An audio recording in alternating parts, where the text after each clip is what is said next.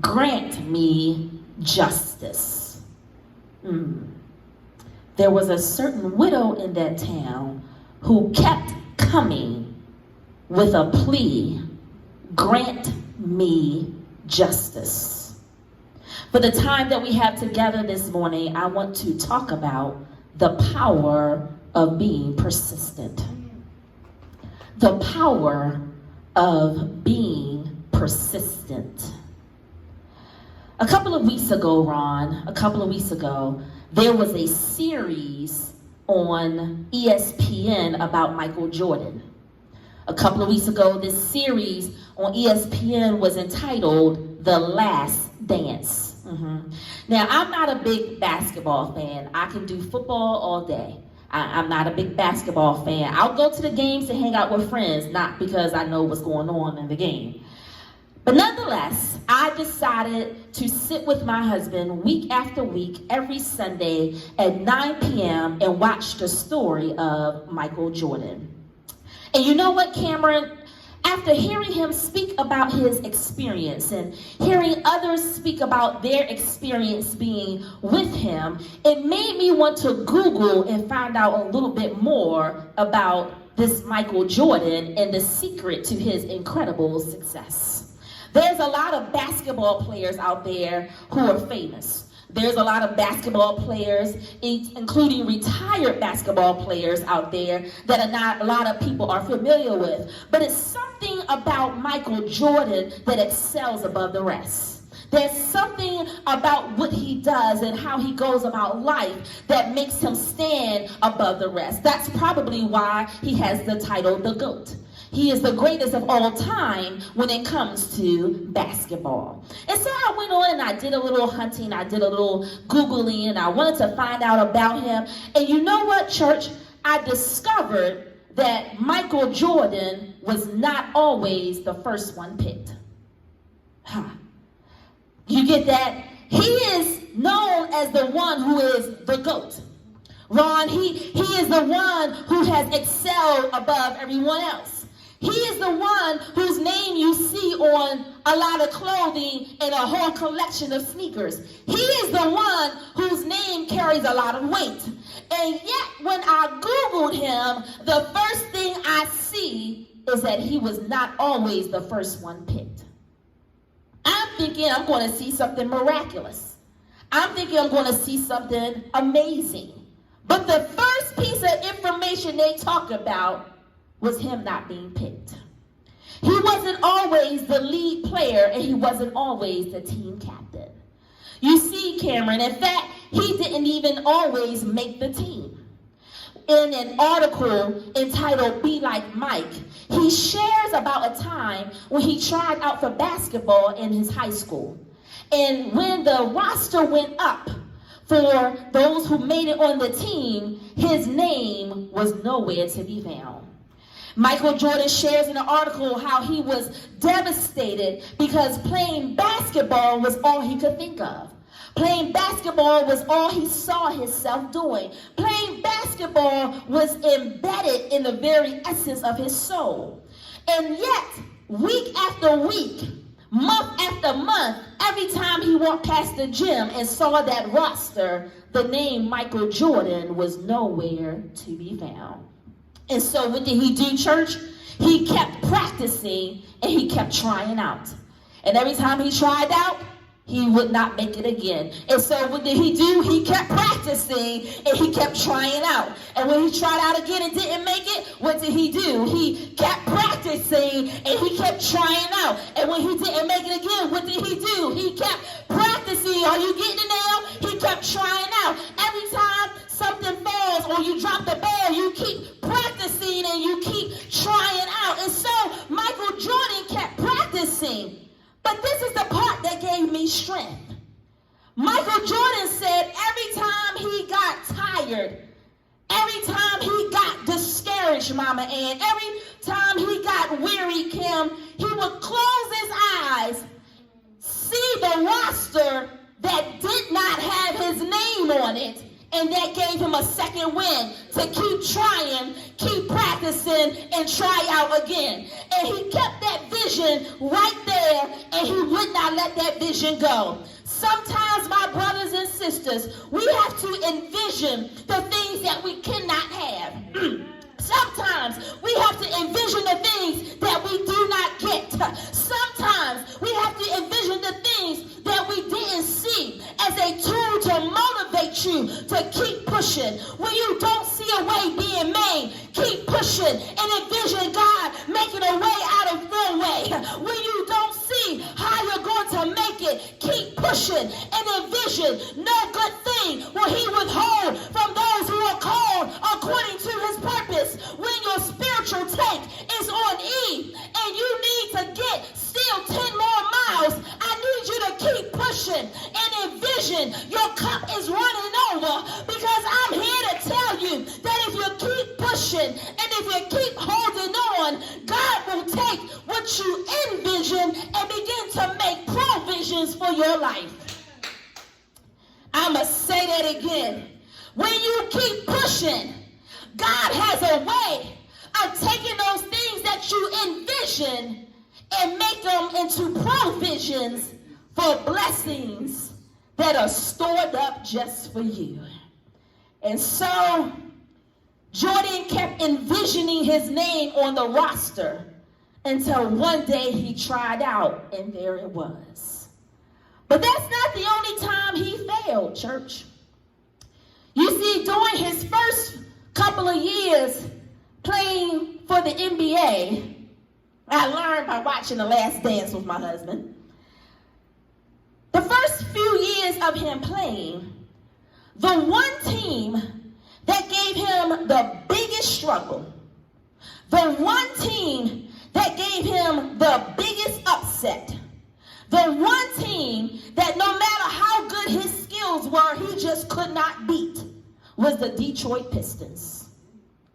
Now, some sports fans would argue, Cameron, that the Pistons played dirty. That's how they won.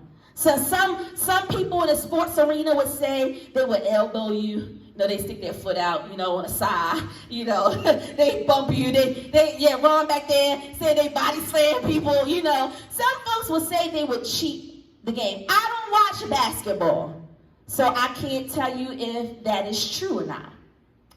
But what I can tell you is every time they played them, the Bulls lost.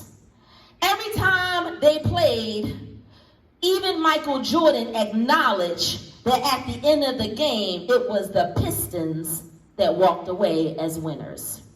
And so, just as he did when he didn't make the team in high school, Jordan kept envisioning playing against his biggest opponent.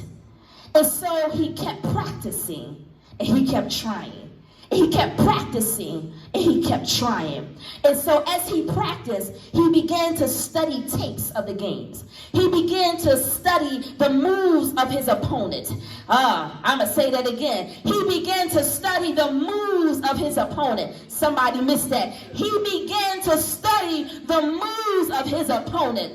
You wonder why the enemy keeps winning? You need to study the moves of your opponent. How do you study his moves? By going into prayer. How do you study his moves? By saying, been there, done that. How do you study his moves? By declaring, greater is he that is in me than he that's in the world. You got to study the moves of your opponent. And so he kept looking at the games, he kept looking at the tapes, and he studied the moves of his opponent. And then he did something major, Ron. He took accountability for himself. He took accountability for himself. He didn't point to his teammate and say, if you would have done this, we could have won. He didn't point to his coach and say, if you would have coached better, we would have won. Sometimes we have a habit of pointing to the other person. But Jordan took accountability for himself. He didn't do like some of us and whine. He didn't do like most of us and complain. But he decided to try harder. He decided to practice more. He decided to dig deeper. And he decided to keep pushing. In fact, it's said that Jordan became so intense about it that he practiced harder than anybody on the team. He would arise arrive at the stadium before everybody else. He would be the last one to leave when everybody else left. And he would practice hard against his own teammates as if he was practicing against his biggest opponent. A lot of them didn't like it, but Jordan was determined to get over the one thing that was his greatest obstacle. But it doesn't stop there. It doesn't stop there, David, because Jordan had also said to himself, I need to go another step. I don't want to just wait until I go to practice to try. I don't want to have to wait until I go into the stadium to try. And so Jordan built a NBA-sized regulated basketball court in his house. Now, you and I don't have money like that. But there's basketball courts outside. I can remember back in the day, my brother and his friends used to have a milk crate. Put it up on the light pole, and that was the hoop right there. And they would be out there playing basketball. Whatever you got, use what you got. But bottom line is, don't stop pressing. Don't stop pushing. Don't stop envisioning. And so he built the NBA regulated size court in his house. So that way, after he finished practicing hard, not only was he the first one at the stadium, not only was he the last one to leave, but then he would have additional time when he got home. Because for Jordan, you get out what you put in. I'm going to say that again. You get out what you put in. You sitting around talking about, I need a job. How many resumes have you submitted? You get out what you put in. You talking about, my money is funny and my change is strange. I need more money. How many times have you given your money to McDonald's when you could have been putting it away? Get out what you put in. You want better, put in more effort. You want greater, put in more hard work. You want your circumstances to change, you and I need to be more persistent in giving God more of our time. Yes. Yes, church. Having church via social media is a great tool. But don't misunderstand any of this that's going on. God is using social media to get your attention.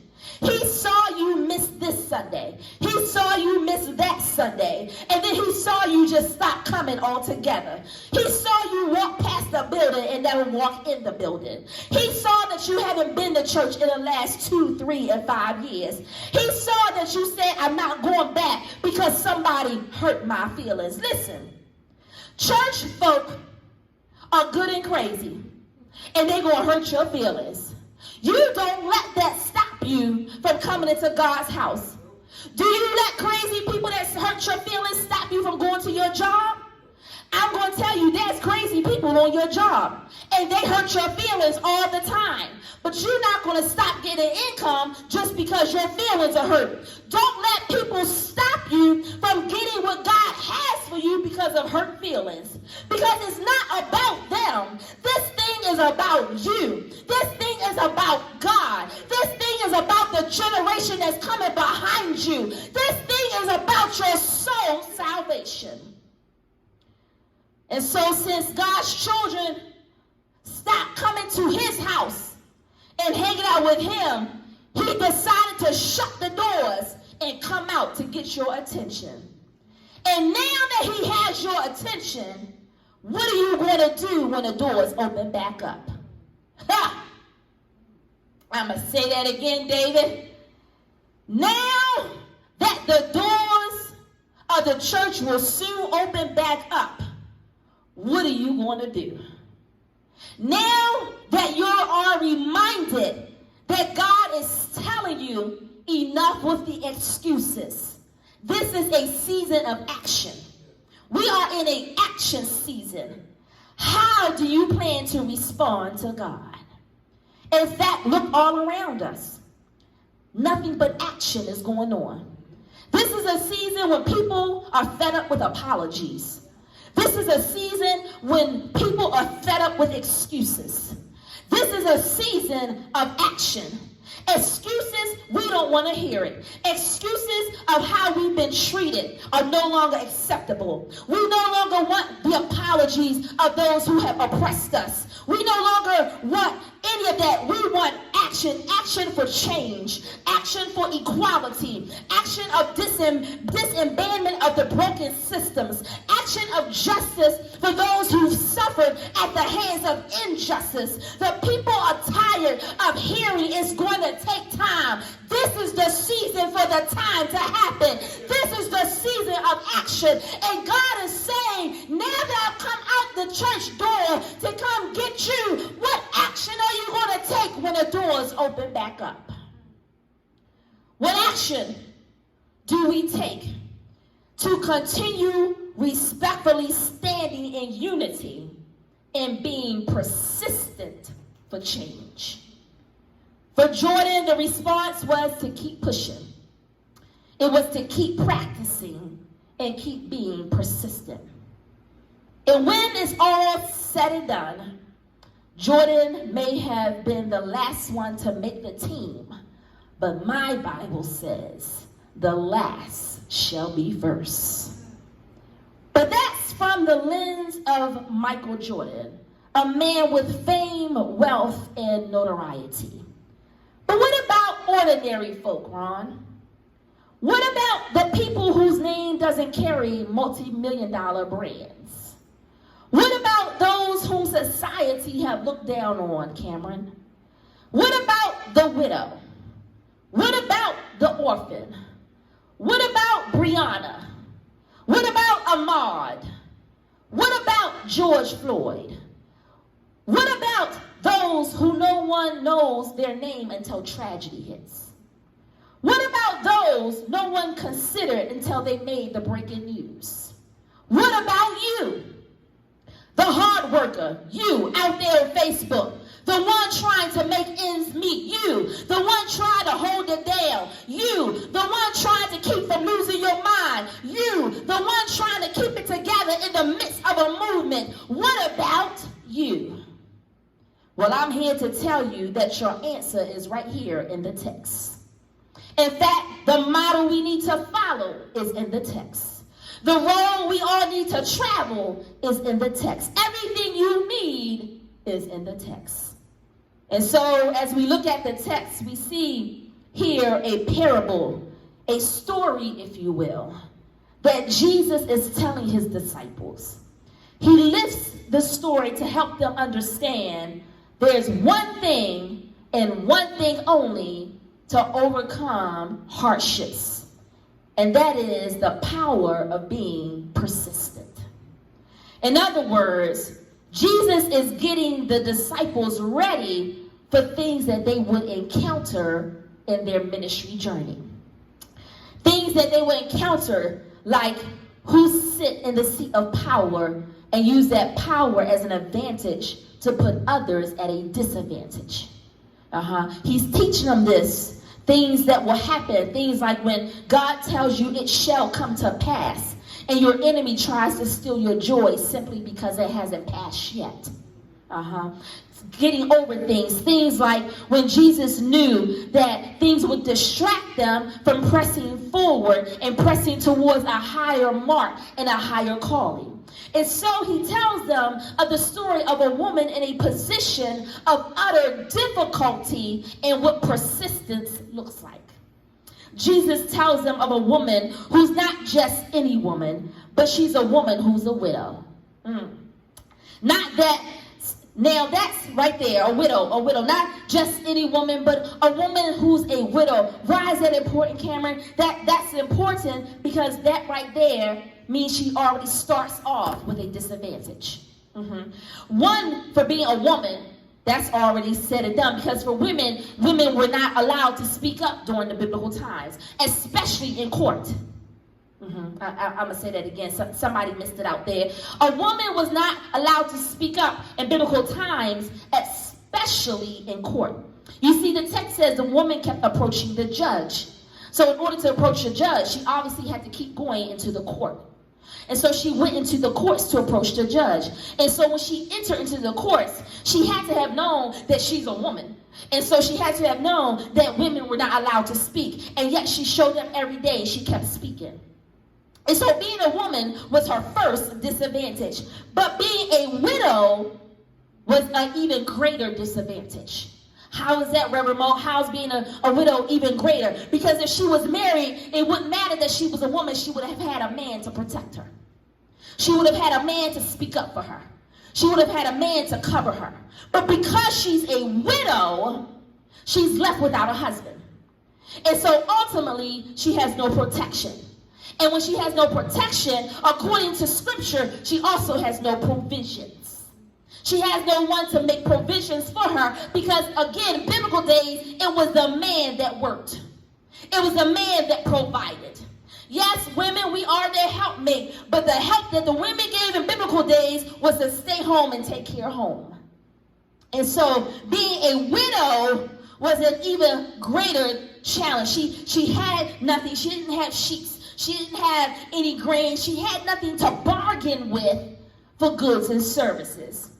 But then there was a third thing that was a disadvantage for her on, and that was facing a judge who had no respect for human life and a judge who did not fear God. Sound like some people in 2020, don't it? I ain't gonna say no names, y'all. But I'm just saying, that sound like people in power who use God's word as a photo prop, but can't quote one thing out the book. I'm just saying, y'all ain't hear me say no names. Did I say any names, Roma? I didn't say any names, but y'all know them folk who don't fear God, and so they use his word as a photo prop that's upside down. Hello in here. And can't speak one sentence out of all 66 books. They probably don't even know it was 66 books. Well, I just helped you out, sir. There you go. Now you know that book that you held upside down got 66 books inside of one book. Figure that one out. And although the woman's disadvantages were overwhelming, the text says she remained persistent. Now, I'm not sure about any of you, but sometimes I do try to be persistent. I try to be persistent and consistent. And I'm good for the first couple of days, Cameron. But then something happens after about a week, Ron. I don't know what happens, but eventually I seem to fall off the bandwagon. I end up going, oh, well, I'll just restart on Monday. I'll restart exercising on Monday. I'll restart eating better on Monday. I'll get my finances together on Monday. I need to know, was Monday Michael Jordan's secret to success? Because everything seems to hinge on Monday. You know, we always going to restart on Monday. It's something about, so that means tomorrow we all should be successful. Because it's something about waiting until Monday. Amen? Amen. Well, I'm inclined to believe it has nothing to do with Monday. I'm inclined to believe it has nothing to do with the day of the week. However, if we want to keep from losing momentum, and if we want to exercise the power of being persistent, then the first thing that we need to do, according to the text, the first thing we need to do is to remain focused. Tell somebody, stay focused. Stay focused. That's the first thing right there. Remain focused. You see, church, the widow in our text represents you and I. In fact, if we're honest today, we can admit there are times that we were burdened down with so many worries and burdened with so many fears and so much doubt that we've lost our focus. And during those times when we lose our focus, we begin to feel like every situation in life is stacked up against us.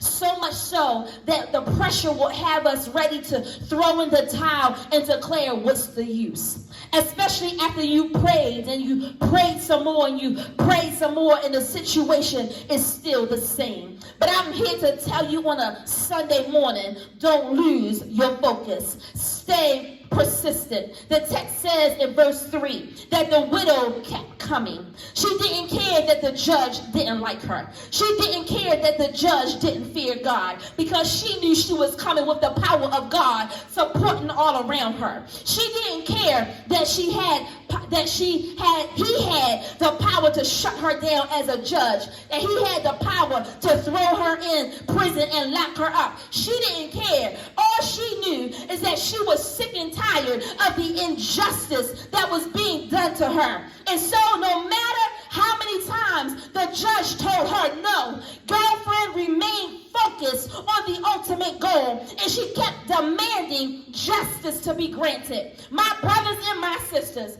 it's not by happenstance that protesters are out there marching every single day demanding for justice. It's because they are focused on the ultimate goal, that is that they want to see a world take notice of their persistence. The reason you can sit in any seat on the bus is because somebody was focused and persistent. The reason you and I can cast our vote and choose the leaders that we want is because there were leaders who were focused and persistent. The reason you have not snapped when life threw everything at you, including the kitchen sink, is because you remain focused and persistent. The reason you have not given up when others turned their backs on you is because you stayed focused and persistent. And the only reason that the enemy cannot claim you is because God has remained focused and persistent to save your soul. And it caused him, his persistence caused him to send his one and only begotten Son, that whoever believes in him shall not perish. Even God is persistent in saving your soul. Because when God's attention is focused on you and he is persistently pursuing you, baby, can't no devil in hell separate you from the love of God.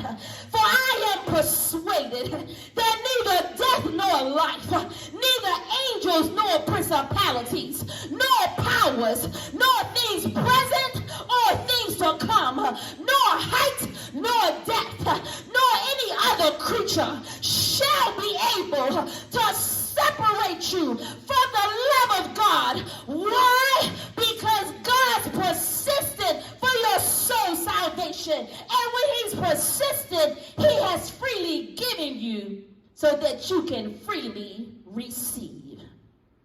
And we are receiving the love of God. I'm here to tell you that you have the power to change the atmosphere by staying focused and being persistent. Tell somebody, I'm persistently focused. Yeah, I'm persistently focused. Focus on who God is, that he is the great I am. Focus on what God can do, that he makes ways out of no ways. Focus on how God operates. He is a bridge over troubled waters. Focus that he is the light in dark places. Focus that he is a compass for my soul. Focus on God. Tell somebody, stay focused and persistent. Stay focused and persistent. And so the first lesson we learned from the widow is that the persistence is possible when we stay focused. But then the widow shows us in another part of verse 3 our second thing. And that is, in order to be persistent, there must be action and involvement. In order to be persistent, there must be action and involvement. That means you can't just talk a good game, but you have to be about God's business. The text says the widow kept coming. She kept showing up. There was action. She kept pleading her case. That means she didn't sit home and post on Facebook how bad things are going. That means she didn't sit at home and tweet or post on IG how bad things look. She didn't sit at home in front of the television, hear about all of the stuff that's going on, and talk about, girl, that don't make no sense. No, baby, she put boots to the ground, and every single day, girlfriend tied up her laces, headed out, and declared justice needs to be served. And now understand, Empowering Ministries, understand the text doesn't tell us what type of justice she's looking for. Did you notice that? The text does not disclose the type of justice she's looking for. All it says is that she kept going to the judge and she kept coming to him with her plea, grant me justice against my adversary. That's all it says. The text never discloses the type of justice she's looking for. In fact, we're not even given a clue so that we can make an educated guess. The text doesn't even lend a small clue. The only thing Jesus reveals is she wanted justice and was willing to do what needed to be done to persistently go after it. I think that's the good news right there. Because if the text said she wanted justice for her kids who were bullied at school, it may not apply to everybody because not everybody have kids. If the text said she wanted justice for being overlooked and skipped for promotion at work, that may not apply to everybody because not everybody works. If the text said she was looking for justice for the rudeness of the cashier at Stop, Shop, and Save, that may not apply to everybody because not everybody shops at Stop, Shop, and Save. But God saw it fit to leave it general and just simply say, grant me justice against my adversary. That's good news because God didn't want some of us to say it don't affect me. God didn't want some of us to say that has nothing to do with me. God didn't want some of us to say I don't need to get involved in that. He didn't want some of us to say that's not my fight. Because baby, when injustice is done, it's an injustice to all of us. The text says she wanted justice from her enemies, my brothers and my sisters, Empowering Ministries, and all of our guests who are here in worship with us this morning. The enemy of socialism has been trying to stop you since the day you were born, but it's time to step up and declare justice. The enemy of classism has been trying to block you long enough. It's now time to declare justice. The enemy of racism has shown his ugly head since our great-grandparents' days. It's time to speak justice. The enemy of gender biases has had a foothold in the nation long enough. It's time to declare justice. The text was not specific on the type of justice because God is trying to show us that this cry is for every child of God that the enemy has attacked. God is trying to show us that I'm not going to specify the type of justice that's needed because the cry of this widow is the cry of every child of God that the enemy has attacked. When the enemy attacked your body, you need to scream out justice. When the enemy attacks your joy, you need to holler justice. When the enemy attacks your family, you need to yell justice. When the enemy attacks your home, you need to scream justice. When the enemy attacks your mind, you need to yell justice. My God, the enemy is roaring around the earth like a lion trying to see if he can devour the people. And it's time for the people to rise up, get involved, tie up your shoelaces, and declare in the name of Jesus, justice shall prevail. Yes, the widow cried for justice. But in order for her to be heard, she had to make a sound and cry. Ron, that went over somebody's head. I'm going to say that again, Cameron. The widow cried for justice. But in order for her to be heard, she had to make a sound and cry. When was the last time you cried to God and made a sound for justice? Not a cry that said, why me? Not a cry that said, God, I don't want to. But a cry to demand justice. In other words, she couldn't sit at home and complain about what's not going right. No, church. She got involved and spoke against the powers of darkness and declared justice. I need somebody to holler one good time. Justice. Justice. Justice is needed in the city of Baltimore. Justice is needed in Minneapolis. Justice is needed when that trial starts. Justice is needed in Atlanta, Georgia. Justice is needed in New York. Justice is needed across the globe. Justice. Listen, there will be times, church, there will be times when getting involved, don't miss this. There will be times when getting involved means that you will stand alone. There are times getting involved means you will stand alone. The text says that the woman came. It didn't say she was accompanied by her girlfriends. It didn't say she was accompanied by any of her sons or daughters. It didn't even tell us if she got children.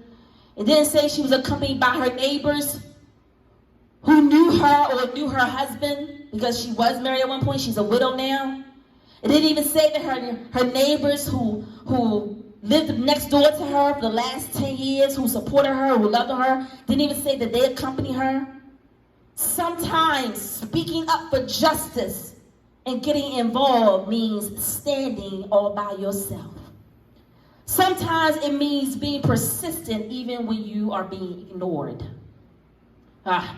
Sometimes it means you got to be persistent even when it means you're being ignored. Sometimes it's getting up and doing something even when getting up takes all of your energy.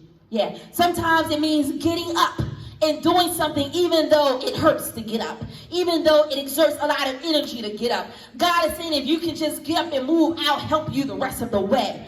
Sometimes getting involved and being persistent means that you have to keep pushing until you get an answer. No answer today, I'll be back tomorrow. No answer tomorrow, I'll be back next week. No answer next week, then just like the widow, I'll keep coming until justice prevails. And when we come out, we're not coming by ourselves, but we're coming with an army of believers of faith.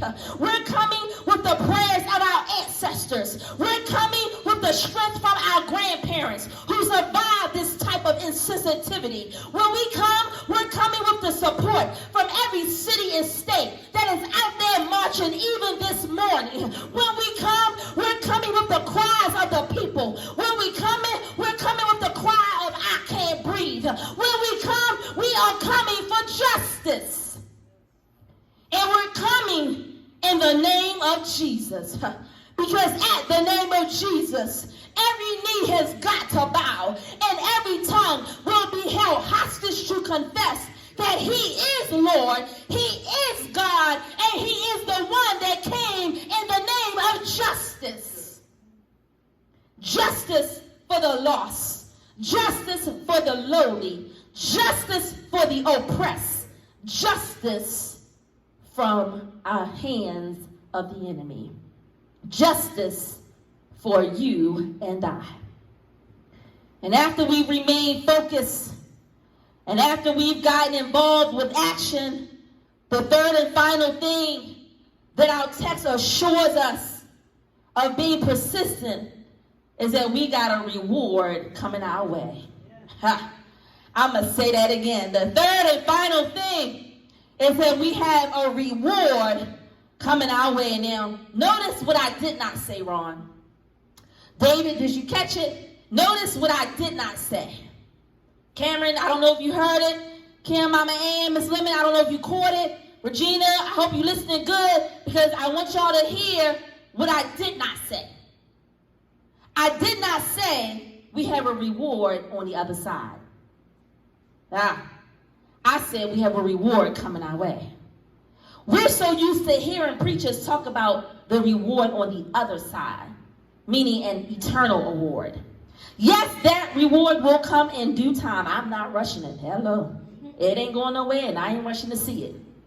But I'm talking about a reward that you don't have to wait to get the glory to see. The text says, she got on the judge's nerves so much that he wanted to shut her up, and so he gave her reward. She worked on his nerves so much that he wanted to shut her up, and so her reward was granted. Don't you know that if you and I remain persistent, you will irritate your enemies so much that God will cause them to take their hands off of your situation and your reward will be released. I'm going to say that again. When you are persistent, you will irritate your enemies so much that God will cause them to take their hands off of your situation and your reward will be released to you. When you're persistent in your prayers, the enemy have no choice but to back down. When you are persistent in your devotions, the enemy has to take his hands off of your situation. When you are persistent in chasing after God, the traps of the enemy are exposed. When you are persistent in believing those things that are not as if they are, your enemy can't stop what God has for you. Why? Because your persistence causes God to respond. Don't miss that. Your persistence causes God to respond. My God, when you are persistent, your persistence will adhere the move of God. God is now inclined to move on your behalf because of your persistence. That means where you go, God is inclined to show up. What you need, God is inclined to provide your needs. When you cry for equality, God says justice is coming. When you cry for justice, God says justice is showing up because your persistence will reap a reward. What's the reward, preacher? That peace surpasses all understanding. What's the reward, preacher? That joy is coming in the morning. What's the reward, preacher? That I still got my mind in the middle of a pandemic. What's the reward, pastor? That's food on the table in the midst of hard times. What's the reward, Rev? Knowing that troubles don't last always. What's the reward, church? That he who has begun a good work in you will perform it till the day of Jesus Christ. All you got to do is understand that there is power in your persistence. Just keep pushing. Just keep moving. If you keep pushing and you keep moving, God will never leave you. God will never forsake you. As a matter of fact, God is going to pull us through. I know it looks troubling. I know it looks scary. But God has the power to pull us through. He has the power to pull us out. He has the power to pull us over. He has the power to pull us in. He has the power to pull us up. God has the power to pull us through. Come on and praise him. Come on and worship him. Come on and give him thanks. Come on, come on. Be persistent. There's power in your persistence. There's strength in your persistence. Stay focused. Stay persistent. Get involved. Declare justice. And the reward is coming. The reward is on the way. God is saying, if you stay persistent, I will pull you through. I will pull you out of that thing that you thought had you. I will pull you out of that thing that you thought was going to stop you. I will pull you out of that thing that you thought was hindering you. I will pull you out. Just stay persistent. And God says he will pull us through. Come on and worship him. Come on and worship him. Come on. Yes. God will pull us through. People are hurting. Come on, people are hurting, y'all. While people And people are searching, y'all. They're searching for God. They're looking for God. come and guide They're searching for him to guide us. from everything that's going on in the world. And he's saying, if you just stay persistent, he will pull us through. Yes, he's going to pull us through, saints. Don't lose heart. Don't lose motivation. Don't lose the fight. God is going to pull us through. This thing is not going to take us out, but God is going to take this thing out. And God shall prevail.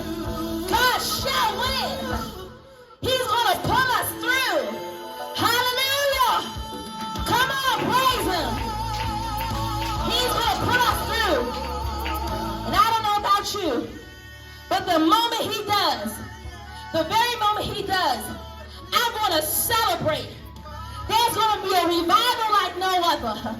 There's going to be an outpour like no other. I believe the Spirit of God is going to fall on the people of God like it did on Pentecost Sunday. I believe that the cries are going to go out.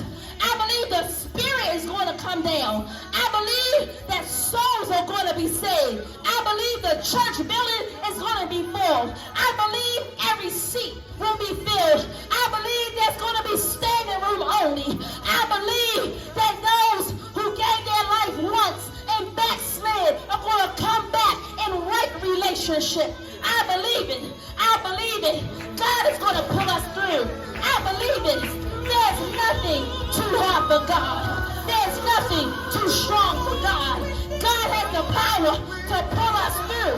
God has the power to pull us through. God has the power to pull us through. God has the power to pull us through. God has the power to pull us through. Come on, praise him. God is going to pull us through. God is going to pull us through. Trouble don't last always. Joy is coming in the morning. Your latter days shall be greater than your former. God is pulling us through this. God is pulling you through that. I know it's hard. I know it's difficult. Hold on. Be steadfast. God is pulling you through. Don't give up. Don't let go. He is pulling us through. Come on and praise him. Come on and praise him. Hallelujah. He is pulling us through. And now unto him who is able to keep you from falling and to pull you through even when you can't find your way through. To the only wise God be all glory, majesty, dominion, and power, now and forevermore. Let the body of Christ shout amen, amen, and amen. Be encouraged, knowing that this too shall come to an end. Be encouraged, knowing trouble won't last always.